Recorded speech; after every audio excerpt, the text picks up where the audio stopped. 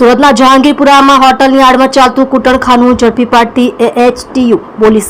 સુરતના જહાંગીરપુરા વિસ્તારમાં હોટલની આડમાં ચાલતા અનૈતિક કૂટણખાનાનો પોલીસે પર્દાફાશ કર્યો છે. સુરત પોલીસના માનવ તસ્કરી વિરોધી એકમ AHTU દ્વારા કરવામાં આવેલા આ દરોડામાં 13 થાઈ છોકરીઓને બચાવી લેવામાં આવી છે, જ્યારે 13 આરોપીઓ, 5 ગ્રાહકો અને 4 મેનેજરોની ધરપકડ કરવામાં આવી છે. આ ઘટના જહાંગીરપુરા પોલીસ સ્ટેશનની હદમાં બની હતી, જે શહેરમાં અનૈતિક પ્રવૃત્તિઓ સામે પોલીસની સતત કાર્યવાહીનું ઉદાહરણ છે.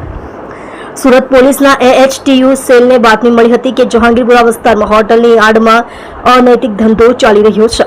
આ માહિતીના આધારે AHTU ટીમે શનિવારે મોડી રાત્રે હોટલ પર દરોડો પાડ્યો હતો. દરોડા દરમિયાન પોલીસને જાણવા મળ્યું કે 13 થાઈ છોકરીઓને અનૈતિક ધંધો કરવા માટે દબાણ હેઠળ રાખવામાં આવી હતી.